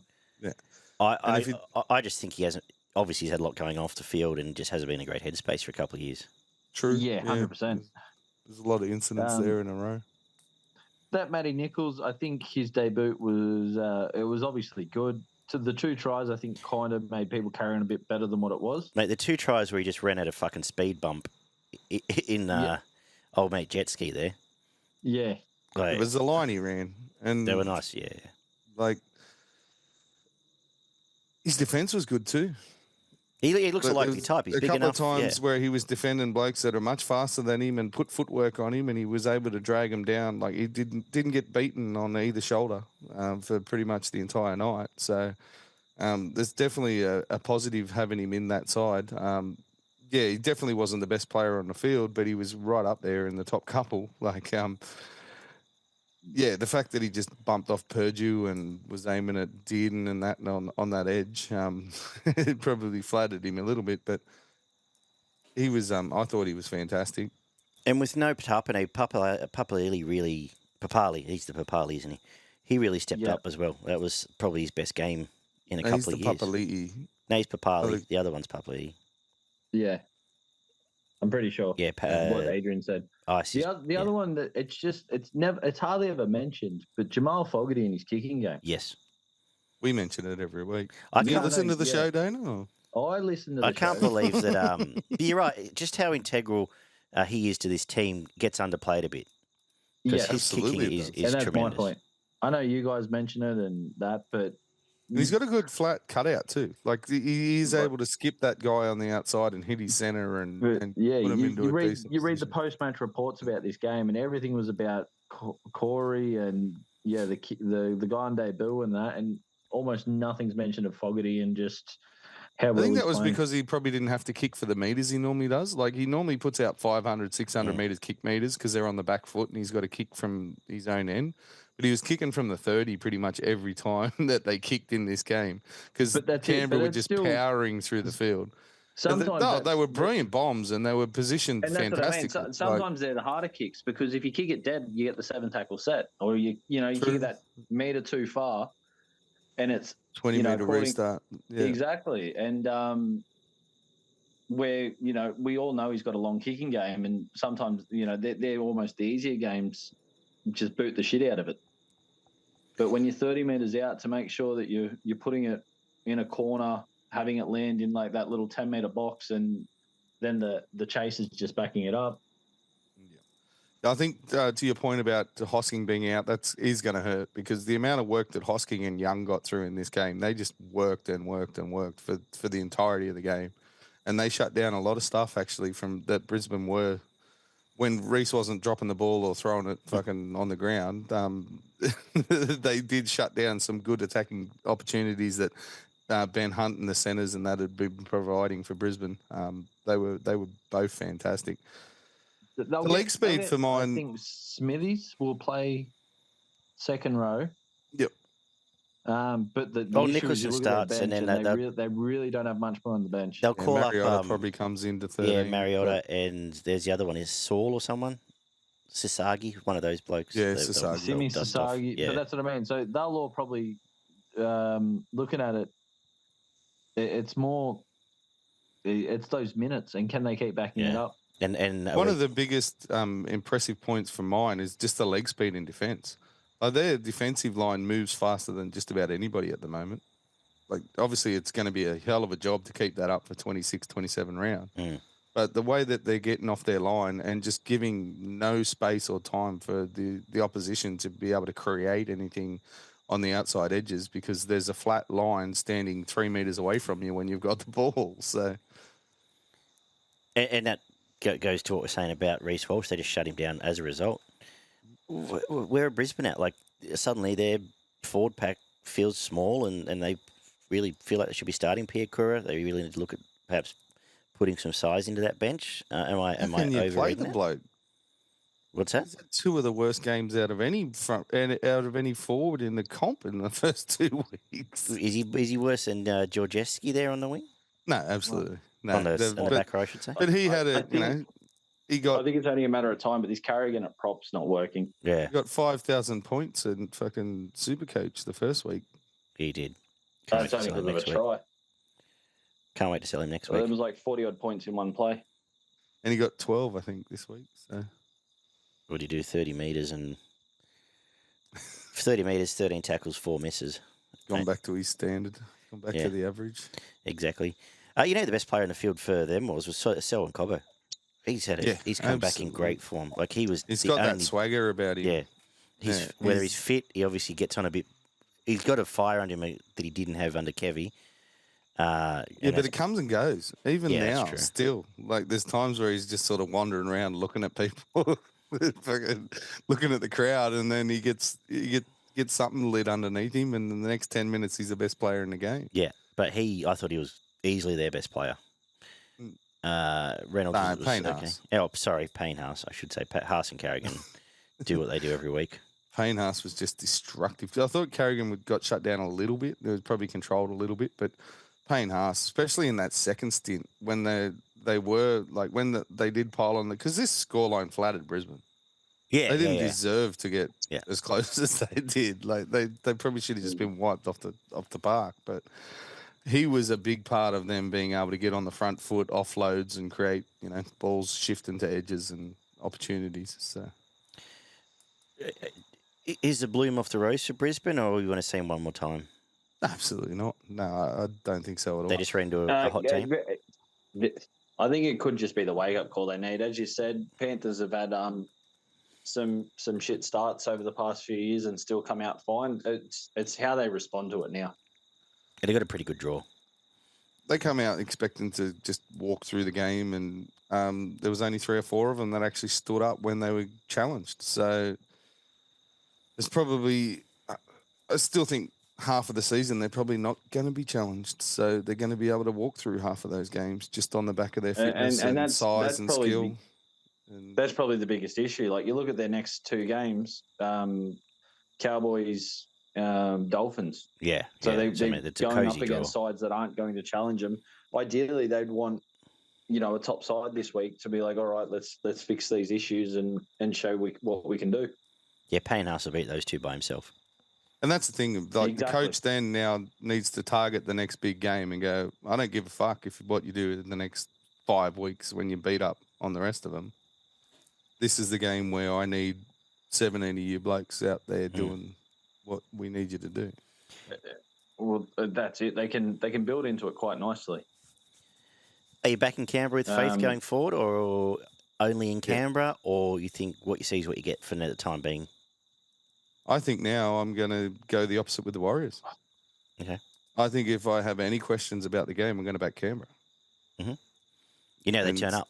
Yeah. If if I think they're going to get beaten, I'll tip against them. But if I'm even have any doubt in my mind that it could come down to this or that, The Broncos I know the real effort's next big coming out of game is round Canberra. 9. Is it Melbourne? Round 9, they've got Panthers. Panthers, okay. Like they got the Roosters round 6, who I guess could do a little could do it. number Yeah, on them, but they've got going through their draw. They've got an amazing run till after Origin. Yeah. On your question, I'll be tipping Canberra now until I'm given a reason not to. What do you think, Dana? Same? Same. Well, yeah. I went against them. I thought with Tapine out, I didn't know how the forwards would go. I think obviously this week with Hosking and see how they're going. Like I'm going to tip them going into the game, but as I said, my issue with Canberra at the moment is they are a bit short because of injuries and suspension. They lose one or two more, they could be in a bit of trouble there. This week it does feel thin. Like you mentioned Hoskins, you're still missing Tarpanay, and there's another one. I've just forgotten. But in saying that, like as I said at the start, like Ricky playing Starling for 70 minutes is amazing. What happens? Definitely, and he's almost. If the trend continues, I'm just going to buy him this week and run with it. From a Supercoach point of view. 3 to Horsburgh, 2 to Haas. Where you want to go next? I gave Nicholson the one. Yeah, okay. You could That'll give work. it to Fogarty. But... give it to the Pom. Honorary mention to Fogarty. 32-6 at a hot Combank. The Tigers put Parramatta out of their misery in what started as one of the worst 20 minutes of rugby league I was going to say, can we all just say the same thing in unison? The first 25 minutes was the worst football I've ever seen. It actually was. I think there was 18 errors in 16 minutes or something. They just could not hold the ball for more than like 3 tackles. And just give it back to the other team. Oh, yeah, okay. Bad. You can have it back. Fucking all right. You can have it back. I don't want it. Fuck. What are we doing here? It's too hot. Fuck. And that was the thing. Like some of them were forced errors, and you thought this is the chance about for 2 of them to get on top, and then they would just go and drop it. Or they'd pack a scrum and fucking the halfback couldn't pick the ball up, or there'd be what do they call it? Not play the ball, illegal play the ball thing. What they call them? Plant ball or whatever it's called. It was dead set a point about 10 minutes in. I was sitting here, I turned to the missus, I've gone, they've passed it twice. If they pass it again, they'll drop it. And right on cue, the third pass came and it got fucking dropped. So I was just like, yeah, right, okay. I ended up turning something else on. I just had the game on my phone. I couldn't handle watching it. Not because the Eels were going so bad. It was just because the game was so bad. The F1 was on at the same time, which I had to keep half an eye on for work, and it was tempting just to put myself out of that misery. But it got better after that, at least for me. You got to give Tigers credit, mate. They absolutely went up like 2 and talk about the F1. They went from fucking 1st to 5th in the space of about 5 minutes, and Parramatta just sat there and watched it happen. We didn't start. Do you want to vent first? Do you want to vent first, Dana, or should we talk about the Tigers? There's the venting is it's the effort areas. Yeah, Barn mentioned line speed before, but that was non-existent here. Absolutely non-existent. Like my biggest issue is I went into the season not expecting anything amazing. Like if we finish 12th or better, it's a great year. What I wanted to see was this defense-orientated effort that Riles is meant to be able to instill into them, and it's only 2 weeks. It's 4 games. Defensive setup takes fucking half a season to set up. But how is it still the same? Setup But how are these wingers still doing the same thing they've done for 5 years? Like, isn't that day one? Don't worry about your defensive setup. Doesn't Riles work in and go, Sean Russell, for fuck's sake, just stay on your wing, mate? And how many times did you see a winger get beaten with a gap of about 10 metres to the sideline? And that's what they've done for 3 years now. When And that's the thing that is a Brad. it doesn't matter. issue. It doesn't matter if it's Sevo. It doesn't matter if it's Simonson. It doesn't matter if it's Russell. It doesn't matter if. Yeah, it but half the was- time before, you'd have Gufferson sweeping across, and you'd at least make contact and maybe slow him down or put the bloke over the sideline. That's the thing. Like Now you've got the up and in's nobody been- coming across, and there's the up just and in has been there since bloody Semi Radradra.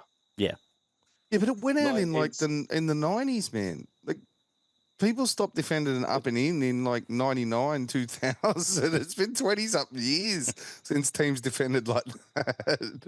They do it to shut down a centre these days because they try to jam a centre or jam a halfback, but that happens 2 players in. It doesn't happen with the winger unless it's like completely that's the last-ditch thing. fucking efforts. As you said, there's no Gutho. But even the props, though, the forwards in general were just the first contact was just so poor. Most of them were walking, man. Like to And get ye- back to yes, that it was leg speed, 36 they degrees or were something, not but- even jogging off the line. No. They were dead set walking off the line. I said to my best mate during the game, but I sent him a message when we didn't take the 2, when it was 10, 15 in to the game, and it was just knock on after knock on. Moses makes a difference from that point. Yeah. Like Moses takes the 2. Moses calls the 2. and then tries to kick Lomax Tigers would into be their our own kick end anyhow. and try and reset the game. Exactly. Yeah. And we're missing. We don't have. Moses and Gutherson were our voices last year, and we now don't have both of them. No, the only bloke who seems to be talking is Jack Williams.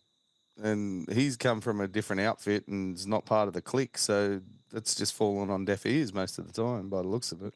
Yeah, 100%. Yeah, Brown had no interest in leading this team around the field.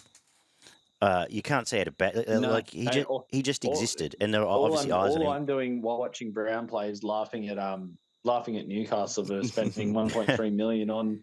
Yeah, and that's You the thing in a know, game like this. Like, and they did have ample opportunity for him to get the ball. If he's a halfback, Go on.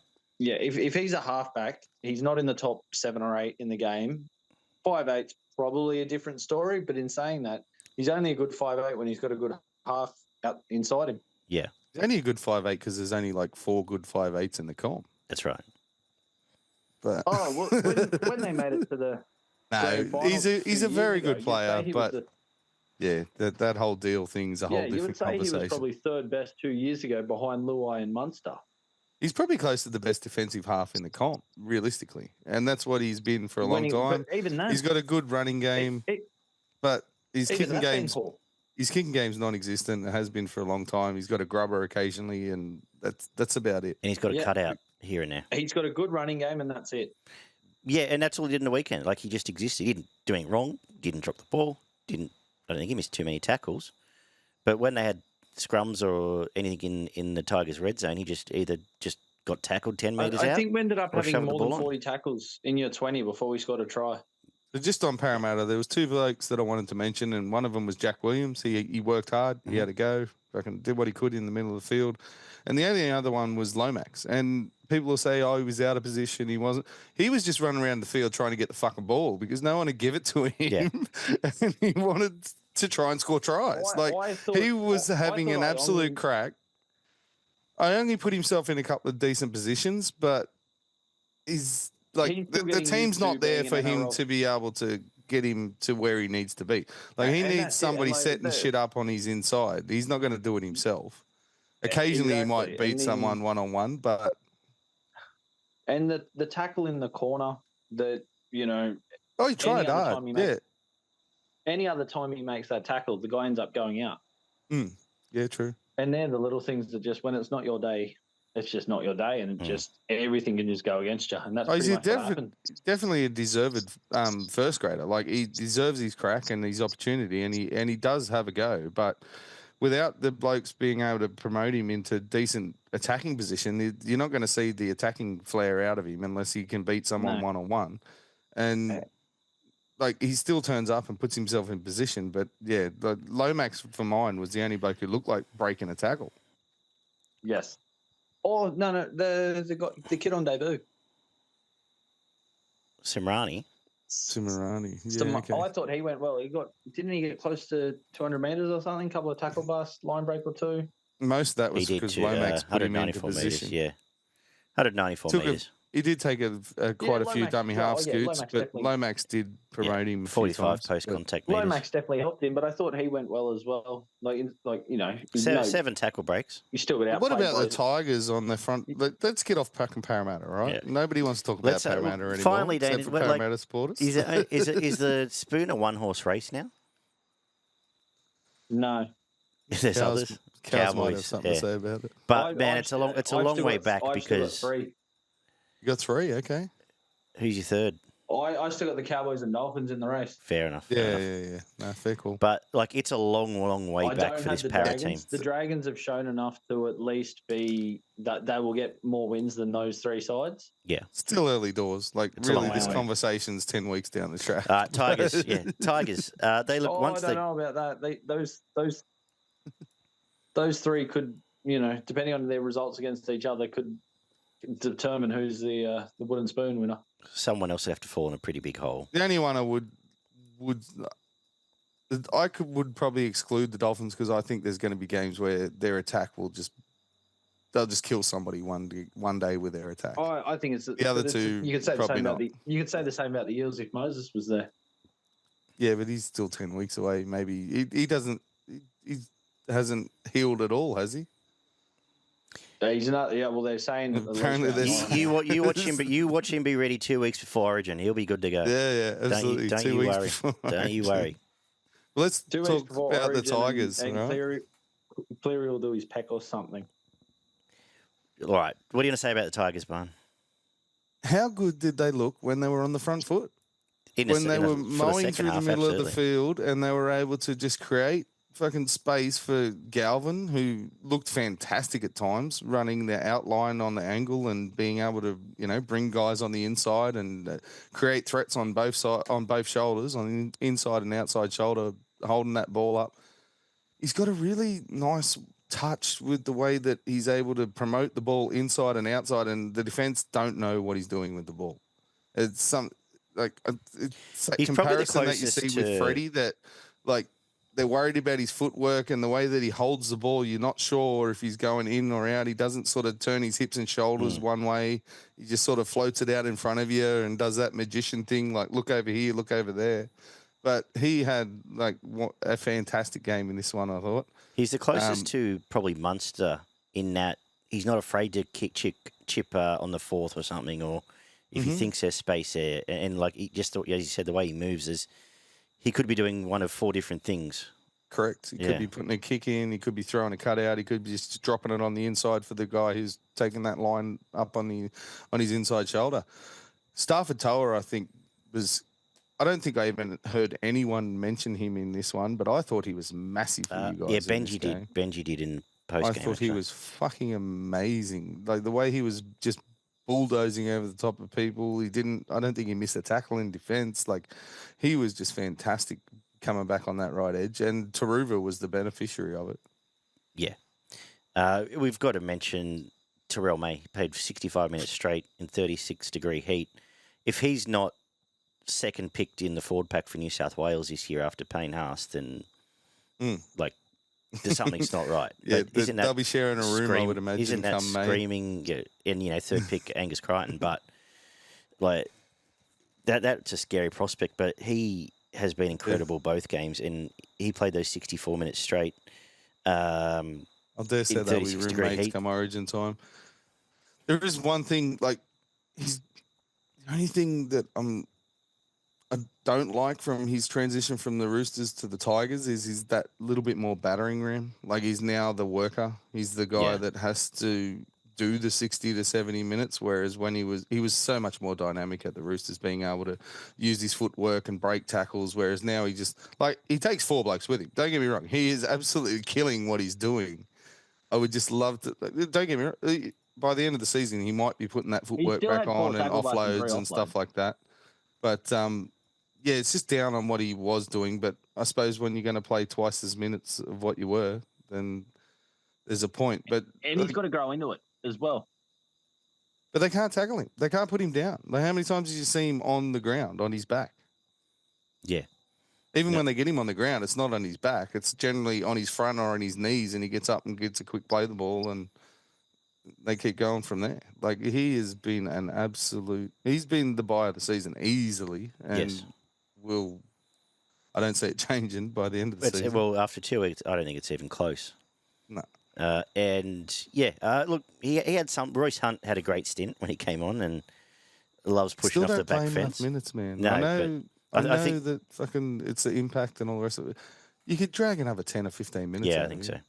Absolutely. You could almost swap him and Pole and Well, get the same... get a similar result out of Pole, you know what I mean? Just quietly, Terrell May actually had the slowest play the ball speed on average out of the forwards for the Tigers. Yeah, because he got 6 blokes on him. Yeah. Because he's walking down the field, Terminator style, with 5 blokes on his back. And I know they're flattered because of the Parramatta wingers, but Skelton was great. Taruva, it's good to see him involved. I think it's just good, well, as a Tigers fan, but for those blokes to just be on the board and be up and going. And that again, like what I said about Brayley, like Appy's one of those guys. He gets the ball out in front of his halves and gets them running onto the ball. Or if he knows they're on the back foot and they need the ball deep, he hits them on the chest. And it's a bullet pass that hits them on the chest and gives them as much time as he can possibly give them out of the dummy half position. Appy's first game, obviously he'll grow into this team a bit more once he gets in. Talon Silva, good talking again. dummy halves, I was a big fan of Hands last year, but this Riley Smith, he does seem to be a talent for the Eels, and I think he's Reed Marnie Jr. with the way with the way the forwards are playing at the moment, I think he pretty much needs to be starting, and there needs to be an extra forward on the bench. Yeah, I think so. The back in this game, they'll just own those forwards. And when you got Cartwright in reserve grade, Madison in reserve grade, Tuolagi, Greg. Like as I said, I think the NRL side probably gets beat this week by the New South Wales Cup side. I don't follow it close enough. Has there been justification for it? Has no one questioned Riles? They've only played one game so far, and they beat your New South Wales Cup side. Yeah, but as Riles said, why these blokes aren't in first grade? Well, I've heard to play more minutes. Something about allegedly Bryce Cartwright might be back with his ex-missus or something and looking to get out back to Queensland dangerous. or something. Yeah. But yeah, allegedly, I don't know. Guyman got dropped to play more minutes. Tuolagi got dropped after a poor performance. Okay. Maddo's coming back from injury. I've got nothing on the rest of them. Fair enough. Because they do need size. Like them and Cowboys are on par for what's going to continue happening to their forward packs. Last one I mentioned is I thought it was just fantastic. Jareen Buller back fit, at least for the first 78 minutes. And he adds a lot of spark to what that Tigers side produces. He's got deceptive pace. He just moves really well. He's always able to beat, as we get deeper in the game, he's always able to beat that first chaser. So it's exciting. It's good. I'm not going to get too excited about it, but it was a nice way to spend the back half of this game on a Sunday afternoon. I thought Terrell May was pretty obvious for 3. I'll go Galvin for 2, Buller for 1. I know Tito got a hat trick, didn't he? We should give him some points. Go to Ruva and Buller 1, hey? We wrap up with 40-24 Bulldogs over the Titans, who only really started playing about 22 minutes in, but by that stage it was 22-0. But by the back end, they were okay, I suppose. What do you make of this one, Barn? Sorry, I'm just looking at my preview notes. Let's go back to this one. Where were we? Dogs 40-24 to the Titans. The Titans didn't play footy for half an hour. No, they that's what I just just got said. in their own way, made every mistake possible under the sun. Were defensively, in attack, they gave the Dogs a 20-point head start and only lost by 16. Yeah. If they come out firing from the start of this game, this would have been. Well, I expected this to be close to the best game of the round, and it could have been if the Titans were playing the way they were at the end of this game as they were at the start, or maybe not the end, that 20-minute period after half time, they're playing like that at the start of the game. This could have been a Burton went completely down, and different that's game. kind of when they started clicking in, though. Yeah, as soon as Crichton went to 6, they just steamrolled that edge. Yeah, but their forwards Yeah. are just getting dominated. They just Yeah. kept dropping the ball. They barely touched the thing for the first 20. And I think it was, Desi- 18-0 or something after 20 minutes? Like, Yeah, Des basically... 22-0 after 21. yeah, and they just did not hold on to the And ball. then They just kept Burton, giving it that's to the pretty Dogs. much when Burton went down. Desi, after the game, was a bit sympathetic. And he's not wrong. Basically said they haven't played a game of footy in a month, and it's very hard to get a team up round 1 in round 2 sort of thing. So, look, it's a bit of a cop-out, but I suppose at least he understands, and it makes sense when you look at the back half of this game. And Fafita didn't play for the first half either, so... Yeah, well, they just kept gifting the Dogs position and field position, and they made them pay for it most of the time. There was only a couple of times that they didn't, and the Dogs were out quite well to begin with. But like, there's a couple of tries there, like that the Curran try, that shouldn't have been scored. No. Don't tell me you're not pulling up those 3 blokes going, how the fuck did you let him just barge through and score? You could say next all to the 4 of those post? first Like, tries were pretty piss weak. Yeah. And that's something that the coach should be fucking, taking his team to task about, not trying to find excuses because they haven't played footy for a month. It's normally a sign when there's a try within the first 2 minutes. Yeah. And yeah, by the time they got into the grind, it was pretty much over. And Tino was the only one that really got him into the grind. Like, he was fucking amazing in this game when he got for a guy coming back from an ACL. Like, yeah, he's just constant work and just dragging players with him, creating offloads and opportunities. But like the second, third, and fourth try that the Dogs scored were all tries that should have been shut down at some point. Yeah. And they're the questions that you need to go back and ask about the Titans. But the problem is the Titans have been probably the worst defensive side that we've seen in the last 3 and 4 years. So I don't know where that comes back to. I don't know. Like, is it a structure thing? Is it just an attitude thing? I don't know. But you're not going to win a game of footy this year if you keep tossing up that first 25 minutes. No, that's right. I think Mo missed 4 or 5 tackles in the first 10 minutes, and they were pretty soft, which led to a couple of those. RCG was okay. Agree, Tino was... Well, Mo and RCG missed 5 and 4. Respect. Yeah, and a lot of them were very early. Tino also missed 5, but yeah, it was... as you said, it was over after 20, and then Burton got injured. And I think that's what's given him the favourable scoreline. Yeah. Bulldogs looked pretty sharp. They didn't do much wrong. They just took advantage of what was presented in front of them. The injuries are a concern. The kicking game's going to be a concern for 4 weeks, and losing Kickout was absolutely massive in that first half an hour, 40 minutes. And he was creating all sorts of opportunities down that edge, just bumping people off and throwing offloads and creating second phase play. And then once him and Burton went off, their attack completely stalled. And part of the reason the Titans were able to score the points that they were was generally the guys that got into the backfield. It was like Cam Pereira. Like, he's just that quick. It doesn't matter how good your cover defense is. Like, normally the Dogs shut that shit down, but he's just got that acceleration to just blow past people, and you're not going to cover tackle him. Like, unless you're right next to him, you're not making up ground and putting him over the sideline. He's just going to run past you and score. You need a 10, 15 metre head start with a bloke like that. Yeah, and that's like what the Dogs do it awesome. They do it better than anyone with that, all apart from Penrith, the way that they cover in behind and have just numbers and jerseys and people everywhere to cover that kind of break down an edge. But with that kind of pace, it doesn't matter. Yeah, and Sammy had a pretty good back end of the game too, I thought. He looked very dangerous at times. AJ had minimal chances, but I think he'll grow into the system. He created a bit, though. Yeah, as the season goes on. They warmed into the game. Yeah. And Des has a point. They've not played in 3-4 weeks. Yeah. And it did kind of show. Yeah, that last Um, 15 minutes, they just absolutely died in the ass. And the first 25, they didn't get started. So Mm. there's 40 minutes of a game that you can't take back. And I thought they Pretty did much. well. I to don't think it's panic stations. Put it that way. not get blown, like not lose by 40. They probably should have lost by 40 with the 40 minutes of the game that they put in. Yeah. Thoughts on the Dogs? They're Good, going but in awesome. trouble now. Yeah, but exactly. Yourself?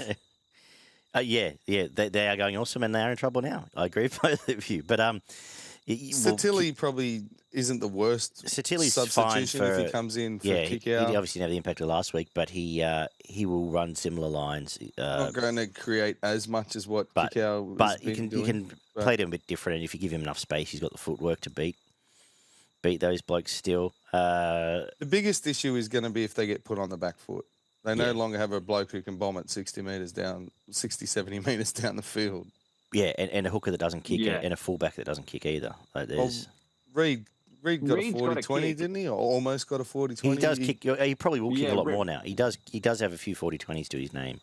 Yeah, But it's not his go-to. Yeah. When they're on the back foot, they're going to be, instead of being able to chase down and keep them on their 30, they're now going to be at halfway and going to have to defend from there. And to be honest, losing Burton grinds out Tracy a little bit as well. He's a bit of he needs that bit more. The only good thing is it's the creativity. MCL for both of them, and it Yeah, looks 4 like it weeks or might so. only be a month. That there's a bye in there somewhere as well. So And, if they and they've got lose the them for Eels. 4 games and they can maybe drag a win out of 1 or 2 of those games, they're not going to be in that bad a position. They'll beat the Eels. Time. Yeah, they still should beat the Eels. They'll beat the Eels, and they'll probably go okay against the Knights. They'll match up pretty well and just be able to grind, and the defence will keep them in those games easily. They've got a forward pack that Yeah, just doesn't the- quit. Like Max King doesn't give up. Curran doesn't give up. Like The Preston Sharks doesn't in give 2 weeks up. will probably be their only challenge in the next 4 weeks. Yeah, that would have been a cracking game if they were full strength. It really would have. Yeah, absolutely, it would have. Yeah. Where do you want to go for points, Barn? Haven't seen enough out of Zeri yet. I don't know. No. if- like they haven't Apparently he ran given him a lot of 160 metres. I opportunities I either, honestly but don't remember him touching the ball, doing Yeah. anything. No. And he was their go-to last year. I know they've shifted to the other edge now because it's coming with kick-out and they're trying to play off the back of that, play the ball. Yeah. You might see him go back just to out-and-out pace this week and quick shifts to Zeri and Haywood and the Wilson and stuff like that, trying Yeah. to get the ball out to faster guys and beat them on the edges. But they're going to have to change the way they're going to play for the next 3 or 4 weeks. So I went kick-out 3. I thought he was huge at the start of this game with the impact that he had, ball in hand and offloads, and the way they were able to set up after that. I gave Tino 2. I Yeah. know that it was a big part of the game where the Titans were getting dominated, but he never gave up, and he was constantly just kicking down the front door as I was much so as happy he to could see him back without any because, support. geez, he's a good player. Yeah. And then I had either Fermor, Tracy, or maybe Max King for the one. Dana? I didn't watch enough to do the points. Yeah. Actually, Statistically, Fermor probably deserves it, but I think Tracy or King give had it a real good impact early in the game. give it to Max King, yeah. And Connor Tracy's had a good start to the year. But I'll give it to Max King. Have we got a pot plant this week, boys? Can we all say it together? The Eels. Yeah. Reece. Oh, Reese's Reece Walsh. Pieces. Okay, yeah. Reece Walsh Yeah, had the best Reece game Walsh I've as an ever individual. seen anyone like. He's never played a worse game of footy in his life, I don't think. I think it's four handling errors, 4 errors, an offside, and a kick out. I don't know if the error counted, but And just a kick out completely off gun shy. Yeah. Like, did not want to get tackled. I don't know if he's got an kick injury out, or, but he did not want to get anywhere near someone who was going to tackle him, No. That's which probably led to a lot of the errors that he provided. But Yeah, it's probably the worst game from a top player in a long, long time. that's the interesting talking point. Ponga's been the best player this year. He easily. has to be the Queensland fullback at this stage if you're picking off current Well, form. That's if he wants it. There's talk that Stacey Jones is trying to get him to New Oh. Zealand. He's already whatever. Okay. Hasn't he He's already not played Origin? eligible for NRL for New Zealand. You can go play Union. rugby union and play for. But yeah, other for New pot plant Zealand. nominations, just the Tigers. The Eels forward pack against the Tigers and Cowboys against the Sharks. I'll just throw in one from earlier in the weekend. Jake Averillo. Okay. I thought their defence on that edge Defensively, was awful. absolutely. But anyway, slaps. I'll slap the Cowboys. Find something up there. But take your pick. There's 3 teams you could slap this week. My slap's Ilias for not setting up for that field goal. Mm. And Val Holmes for just missing 3 of 5 conversions. Like again, Dragon should have won that. And those two, I know it's a team sport, but those two really cost them in the game. Barn? Yeah, Val Holmes. He's dead set playing at 25% of what he's got at the moment. And yeah, obviously there's factors that affect everybody in life and what's going on, but he is nowhere. He's like 3/4 of what he was or what he can be. And give him a slap and hopefully he fires back up. You got a salute, Danaan?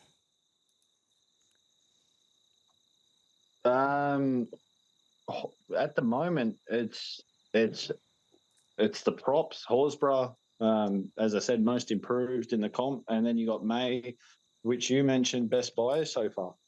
Those two have been amazing. You want to chuck a third in there? It's probably Ponga, who's arguably been the best player in the comp. Barn? He steals me slaps and then he steals me salutes. The pigs in the middle, mate. Horsburgh and Taylor May have been amazing. They have just carried their side on their back and just dug in, done all that work, everything that nobody else wants to do, and they just keep turning up and they just keep doing it. And they've just been tremendous, those two blokes. And Tino coming off. I should mention the throw Roosters. in Tino coming in off an ACL. Salute. Yeah, that's fair.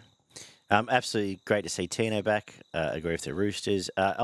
Another one I mentioned, and just as a Tigers fan, it's great to see Jareem Buller looking at his best as well because he's had a rough year or so, and hopefully he's not too injured out of that late tackle That's there. some fantastic touches. Yeah. I thought he was very classy and much needed addition to that side. That's it. That's our review of round 2. We're going to be back soon on both Spotify, YouTube, anywhere else you find your podcast to preview round 3 as we just get into the cycle of the season, as McInnes would say. Take care, guys, and we'll talk soon. To the line. To the line. Bye.